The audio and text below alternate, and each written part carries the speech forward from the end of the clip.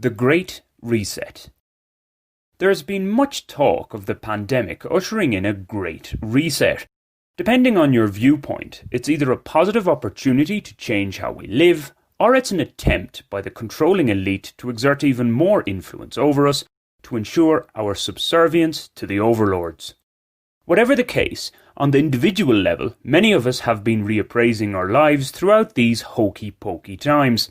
By hokey-pokey, I refer to the 1 foot in, 1 foot out, shake it all about lockdowns and other such restrictive measures we've experienced of late. With both a desire by some to live a more virtuous life and a potentially enforced Great Reset in mind, heavy on grand rhetoric but light on specifics as the latter appears to be, here I suggest changes to a few key areas that, if implemented, will surely have us within touching distance of salvation, until the rules of engagement change again, that is. Travel and general movement. Good news first. There will be absolutely no restrictions on moving around for those on foot or push bike. We're not sure about rollerblading and skateboarding. They seem a bit too radical. In other words, self-propelled movement, as in using your own energy to get around, is limitless. No interfering state here, but it will be tracking you all the same. For those who feel the need to use transport whose motion is propelled by means other than one's own energy, there will be a daily limit of 20 kilometres. While this may seem quite tight, you will be allowed to accumulate unused kilometres. So, for example, if you didn't use mechanically powered transport for 2 years straight, in the third year you'd have built up 14,600 kilometres to use. What more could you want? Needless to say, billionaires and world leaders are excluded from this and all the following measures due to the fact that civilization would end should their ability to operate be curtailed in any way. Food and drink. Similar to travel, there will be no restrictions on what you can consume provided it is sourced within a, give us a number? Okay, 50 kilometre radius of where you live. To be clear, by sourced I mean grown or reared within that catchment area.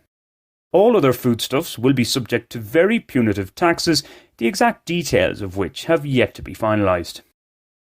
Clothing. In line with the previous, can you guess what's coming? There will be no limit on the purchase of clothing whose raw materials come from inside a 50 kilometre radius and whose fabrication also occurred within that area. Outside of that, the restrictions are as follows.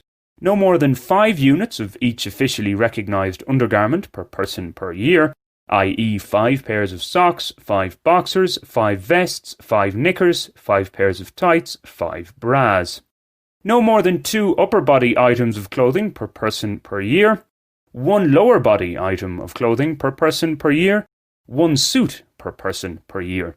No more than 2 footwear items per person per year.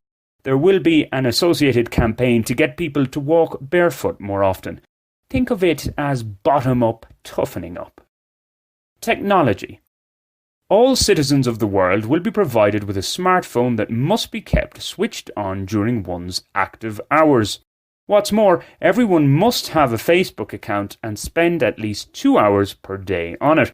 No problem for many, that. People can publish whatever material they wish, provided it meets the approval of the moderators. In addition, material can be removed with no prior warning and no reason needs to be given. Moreover, users can be banned from posting material should these faceless, answerable-to-nobody moderators see fit to do so. Please note, the identity of moderators is not revealed in order to protect all of humankind. Finally, as we're nearing the end of history, references to the past will be removed from the internet. It's time to look forward, guys, not back. That's enough to take in for now. I'll be back with more later. In any case, it's an impressive blueprint for a better future, isn't it?